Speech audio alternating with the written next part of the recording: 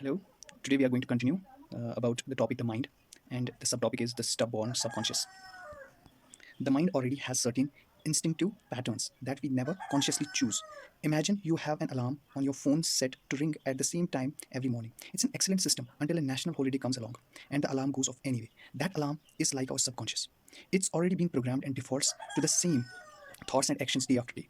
We live much of our lives following the same path we have always taken, for better or worse. And these thoughts and behaviors will never change unless we actively reprogram ourselves. Joshua Bell, a world famous violinist, decided to busk outside a DC subway station during the morning rush hour.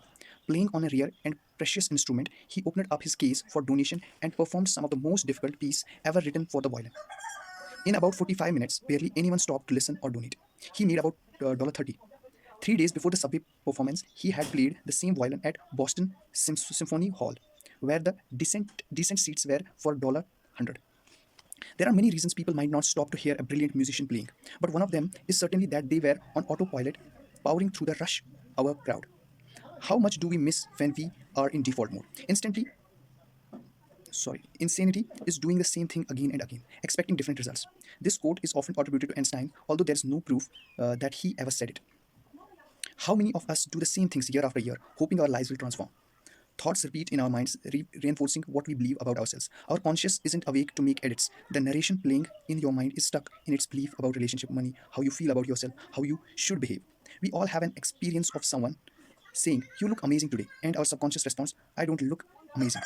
They are saying that to be nice. When someone says, you really deserve that, perhaps you say to yourself, "Oh no, I'm not sure. I can do it again." These habitual reactions pepper our days. Change begins with the words inside your head. We are going to work on hearing, curating, choosing, and switching our thoughts. Try this. Wake up the subconscious. Write down all the noise you hear in your mind on a daily basis. Noise that you know you don't want to have. This should not be the list of your problems. Write the negative, self-defeating. Instead, write the negative, self-defeating messages your mind is sending you, such as "You're not good enough, you can't do this, you don't have the intelligence to do this." These are times when the charioteer is asleep at wheel. Invest in conscious mind. Just as you are not your mind, you are not your thoughts. Saying to yourself, "I don't deserve love," or "my friends," or "my life sucks," doesn't make it fact. But these self-defeating thoughts are hard to rewire. All of us have a history of pain, heartbreak, challenges, whatever they may be. Just because we have been through something and it's safely in past doesn't mean it's over. On the contrary, it will persist in some form, often in self-defeating thoughts, until it teaches us what we need to change. If you haven't healed your relationship with your parents, you'll keep picking patterns who mirror the unresolved issues. If you don't deliberately rewire your mindset, you are destined to repeat and recreate the pain you have already endured. It may sound silly, but the best way to override the voices in your head is to start talking to them, literally. Start talking to yourself every day. Feel free to address yourself with your name and to do it out loud, wherever you are comfortable doing so. So maybe not on a first date or job interview. Sound is powerful, and hearing your own name grabs your attention. If your mind says you can't do this, respond by saying to yourself, "You can do it. You have the ability. You have the time." Talking yourself through a project or task enhances focus and concentration. Those who do it function more efficiently. In a series of studies, researchers showed volunteers groups of pictures, then asked them to locate a specific item from among these pictures. Half of the subjects were told to repeat the name of the items to themselves out loud as they searched, and other half were told to stay silent. Those who repeated the items were significantly faster than the silent searchers. The researchers concluded that talking to yourself not only boosts your memory, it also helps you focus. Psychologist Linda Sapedin adds that talking to yourself helps you clarify your thoughts, trend to what's important, and firm up any decision you're contemplating. Let's consider some ways you can find a new prospect to shift your mind in a productive way. Reframe. If you're like most other humans, your intellect excels at telling your mind where it goes wrong, but really bothers to tell your mind where it goes right. What kind of parenting is that? Nothing goes to get better. Nobody understands me. I'm not good enough. I'm not attractive enough. I'm not smart enough. We look for the worst in ourselves and tell ourselves that it will never change. This is the least encouraging approach we could pick. These are There are three routes to happiness, all of them centered on knowledge, learning, progressing, and achieving. Whenever we are growing, we feel happy and free of material earrings. If you are unsatisfied or criticizing yourself or feeling hopeless, don't let that stall you out. Identify the ways you are making progress, and you will begin to see, feel, and appreciate the value of what you're doing. Reframe your self-criticism in terms of knowledge. When you hear yourself say, "I'm bored, I'm slow, I can't do this," respond to yourself, "You're working on it, you're improving." This is a reminder to yourself that you are making progress. Build a relationship with the pessimist child voice. Your adult voice will get stronger as you read, research, apply, and test. Turn up the volume on recognizing what your mind gets right. Rather than amplifying your failures, amplify your progress. If you manage to wake up early 2 days out of 7, encourage yourself as you would a child who was just beginning to make change. If you accomplished half of what you planned, call it glass half full. In addition to amplifying our growth, we can use positive directions to reframe unwanted thoughts. Our monkey mind often creates chatters like, I can't do this. This can be rewarded to, I can do this by. I can't do this becomes, I can do this by. I am bad at this becomes, I'm investing the time I need to get better. I'm unlovable becomes, I'm reaching out to new people to make new connections. I'm ugly becomes, I'm taking steps to my uh, healthiest. I can't handle everything becomes I'm prioritizing and checking items off my list. Putting a solution oriented spin on your statement reminds you to be proactive and take responsibility rather than languishing in wishful thinking. We can take action instead of using words alone to reframe our state of mind. A simple way of overcoming this is learn one new thing every day. It does not have to be big. You don't need to teach yourself how to code or learn quantum mechanics. You could read an article about a person, a city, or a culture, and you will feel a burst of self esteem. You have something to contribute to the next conversation you have. Even if you just learn one new word, here's one, the Inuit word.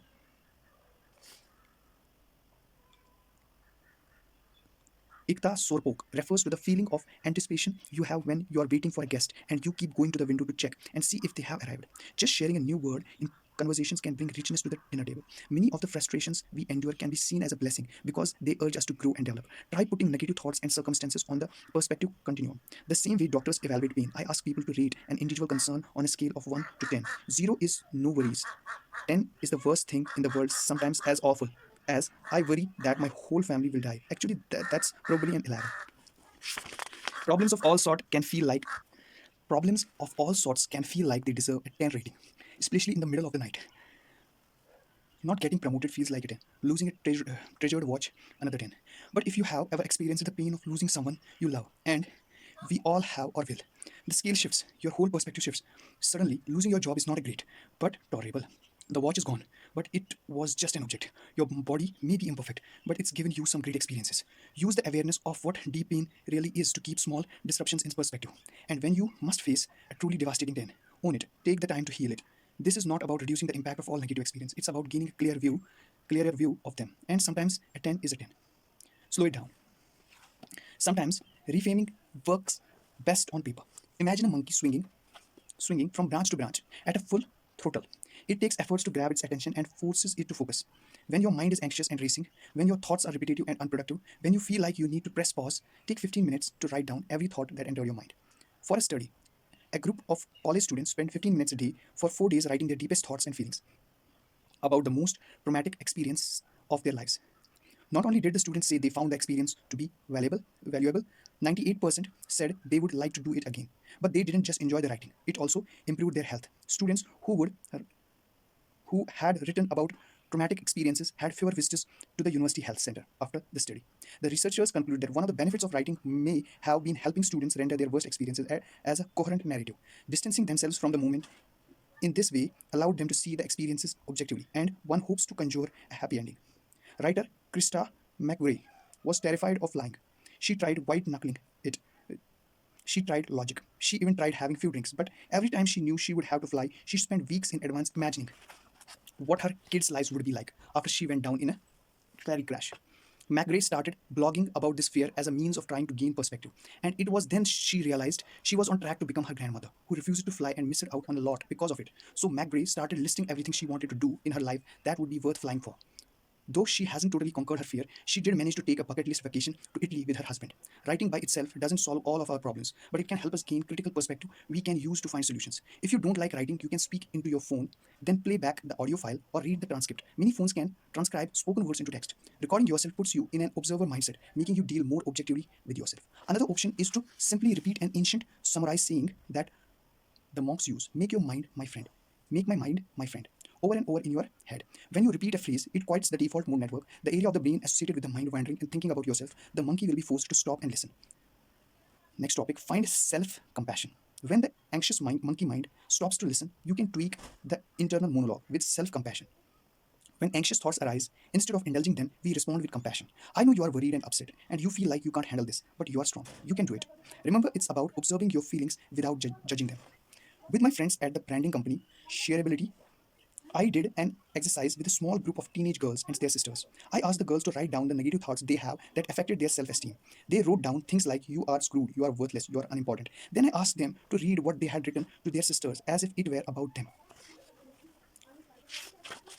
They are refused. It's not nice. One pointed out that it was normal in her head, but completely different when she spoke it. We say things to ourselves that we would never say to people we love. We are we all know the golden rule: do unto others as you would have them do unto you. To that, I would add: treat yourself with same love and respect you want to show to others. Try this new script for the cherry. Write a list of negative things you say to yourself. Next to each one, write down how you would present the idea to someone you care about. For example, there are negative thoughts that sisters wrote down about themselves, along with how they might have presented them to their sister. You're scared. It's okay to feel scared. How can I help you through this? You're worthless. You feel worthless. Let's talk about what you love about yourself. You're unimportant. These things make you feel unimportant because before we talk about how to change that, let's list what makes you feel important. Imagine you found out that your child or best friend or a cousin or someone who is dear to you was getting a divorce. What's your first reaction? What would you say to the person? What advice would you give them? You might say, I'm sorry, I know this is a hard time, or congratulations, I know you're going through a lot, but people really even regret getting divorced. We would never tell a loved one, you are an idiot, you must be a loser if you married the loser. We give love and support, maybe offering ideas and solutions. This is how we should talk to ourselves. We are defined by the narrative that we write for ourselves every day. Is it a story of joy, perseverance, love, and kindness? Or is it a story of guilt, blame, bitterness, and failure? Find a new vocabulary to match the emotions and feel that you want to live by. Talk to yourself with love. Now, another topic: stay present. It can be hard to know what to tell your monkey mind when it's dwelling on the past or spinning into future. Father Richard Roy writes, all spiritual teachings that is not an oversimplification is about how to be present to the moment. But the problem is we are almost always somewhere else, reliving the past or worrying about the future. We all have happy memories that we enjoy revisiting and painful memories that we can't let go. But both nostalgia and remorse can be trap, closing us off from a new experience and keeping us locked into unresolved past and or the good old days. Just as the past is unchangeable, the future is unknowable. A certain amount of planning is useful and good preparation for various scenarios ahead. But when these thoughts tip into repetitive anxiety and worry or unrealistic aspirations, they are no longer productive. Whether it feels like world's falling down around you or you are just having a bad day at work, the challenge is to uh, presence about. Realistically, you will never reach a point in your life when you are present 100% of the time. That's not the goal. After all, thinking about good times we have had or valuable lessons we have learned in past and planning for our future are excellent uses of our mental bandwidth. What we don't want to do is waste time on regret or worry. Practicing presence helps us do a spiritual teaching around us advised and be here now. When your mind continually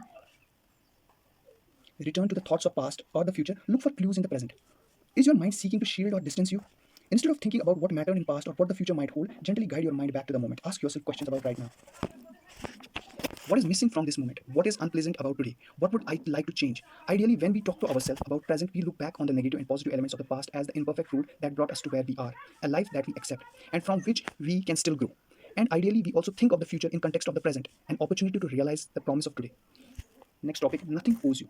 When we talk to ourselves as we would to a loved one, just as when we observe the argument between the child mind and the adult mind, we are creating a distance between ourselves and our own mind. In order to see more clearly, we have discussed this approach before. Instead of reacting emotionally, monks gain perspective by stepping out of the situation to become objective observers. In chapter 3, we talked about stepping away from the fear, and we gave this action a name: detachment. The crane stands still in water, ignoring the small fish as they pass by.